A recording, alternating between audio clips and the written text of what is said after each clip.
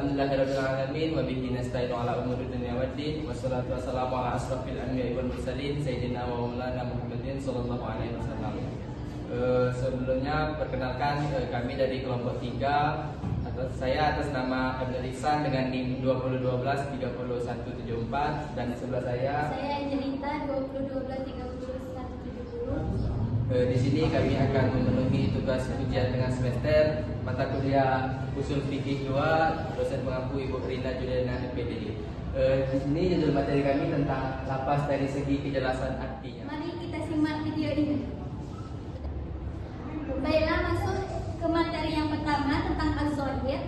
Az-zahir menurut para ulama usul fiqh adalah lapas yang menunjukkan makna yang dimaksud dengan melalui redaksinya sendiri tanpa bergantungan pada faktor luar. Namun makna tersebut bukan merupakan tujuan utama, maksud asli dari konteks pembicaraan dan masih memungkinkan adanya takwil. Az-zahir juga menerima nasakh.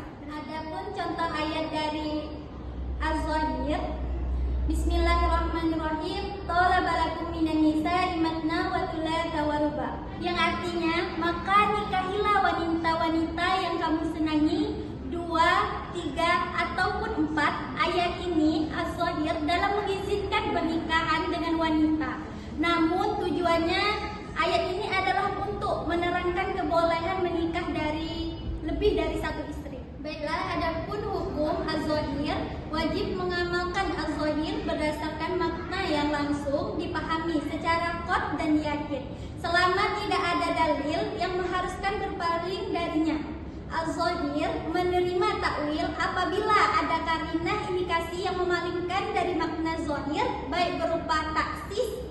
Adapun jika lapas bersifat umum maupun majaz, jika ada qarinah yang memungkinkan makna kiasan, az-zahir juga menerima nasakh tersebut. Baik, memasuki poin yang kedua, yaitu an-nas.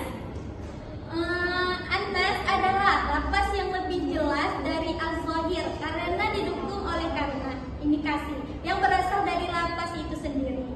An-nas menunjukkan makna yang menjadi tujuan asli atau maksud asli dari siaknya, menerima takwil dan nasakh. Namun kemungkinan takwilnya lebih jauh atau lebih sulit dibandingkan az-zahir tersebut. Adapun definisi nas adalah sesuatu yang tingkat kejelasannya lebih kuat daripada zahir karena adanya qarinah yang menyertai lapas dari pembicaraan. Ia menunjukkan makna yang memang dimaksud secara utama dari konteksnya, namun masih memungkinkan untuk ditakwil serta dapat menerima nasakh dan taksis tersebut. Adapun contoh ayat dari An-Nas yaitu A'udzubillahi minasyaitonirrajim. Bismillahirrahmanirrahim. Min ba'di wasiyati yusi biha aw dain, yang artinya dari harta peninggalan seseorang sesudah dipenuhi wasiat yang ia buat atau sesudah dibayar hutangnya. Ayat ini merupakan nas tentang didahulukannya pelunasan hutang dan pelaksanaan wasiat sebelum pembagian warisan. Demikian pula ayat ini tentang had zina dan had qazaf yang masing-masing merupakan nas tentang kewajiban atau melaksanakan had tersebut. Adapun hukum dari an-nas tersebut, wajib mengamalkan an-nas berdasarkan makna yang menjadi tujuan aslinya. Secara qat, an-nas menerima taksis jika secara bersifat umum dan menerima nasakh. Namun kemungkinan takwilnya lebih jauh dari az-zahir karena maknanya adalah tujuan asli tersebut. Baik, di sini saya akan menjelaskan tentang al-mufassal. Al-mufassal itu adalah sesuatu yang menunjukkan maknanya dengan tingkat kejelasan yang lebih tinggi daripada nas dan zahir, sehingga tidak tersisa lagi kemungkinan untuk ditakwilkan maupun ditaksis. Namun masih dapat menerima nasakh pada masa kerasulan. Al-mufassal itu adalah lapas yang penunjukan maknanya itu lebih jelas dari an-nas dan az-zahir, tidak menyisakan kemungkinan takwil maupun taksis sama sekali. Namun Namun mufassir itu masih terima nas pada masa risalah atau semasa Nabi masih hidup. Mufassir itu ada dua macam. Yang pertama itu mufassir bin nafsihi, yaitu lafaz yang dengan sendirinya itu sudah jelas tanpa memerlukan penjelasan dari luar. Dan yang kedua yaitu mufassir bi ghairihi, yaitu lafaz yang pada asalnya itu mujmal atau global, namun kemudian dijelaskan atau ditafsirkan oleh syariatnya sendiri sehingga menjadi mufassir. Adapun ayat dari al-mufassir itu Bismillahirrahmanirrahim. Wa qala subhanahu wa ta'ala wa qatilul musyrikina kaffah. Quran surah At-Taubah ayat 36. Dan adapun artinya yaitu dan perangilah orang-orang yang musyrik seluruhnya atau kaffah. Kaffah itu seluruhnya atau semuanya, yaitu menjadikan lafaz ini mufassir karena meniadakan kemungkinan taksis, tidak bisa dikhususkan hanya untuk sebagian orang-orang musyrik.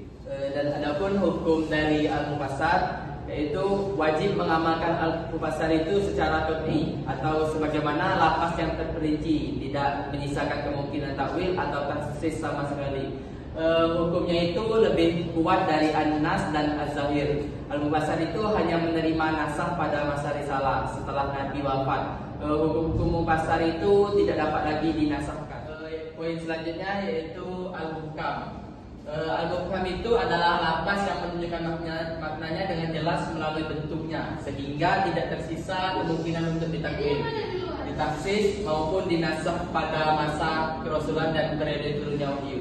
Al-hukam itu adalah lafaz yang redaksinya itu menunjukkan makna secara sangat jelas dan kokoh. Itu tidak menyisakan kemungkinan takwil, taksis maupun nas, baik di masa risalah atau semasa Nabi hidup maupun sesudahnya hingga hari kiamat. Cakupan al-hukam itu mencakup hukum-hukum pokok agama yang bersifat abadi dan universal, yaitu tidak berubah karena perbedaan waktu, tempat maupun keadaan di antaranya. Contoh dari al-hukam: Bismillahirrahmanirrahim. Wa qalu subhanahu wa ta'ala wa la taqbalu lahum syahadatan abadan. Quran surah An-Nur ayat 4. Dan adapun artinya itu dan janganlah kamu menerima kesaksian mereka selama-lamanya. Lafaz abadan yaitu selama-lamanya menjadikan ayat ini muhkam dalam hal tidak diterimanya kesaksian orang-orang yang dihukum had-qazaf. Ini adalah hukum yang abadi dan tidak dapat diubah. Adapun hukum dari al-muhkam yaitu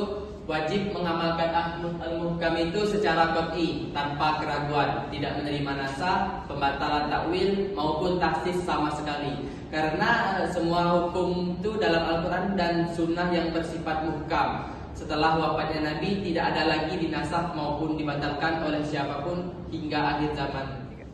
Sekian penjelasan yang dapat kami sampaikan. Lebih dan kurang yang mohon dimaafkan. Kami akhiri. Wassalamualaikum warahmatullahi wabarakatuh.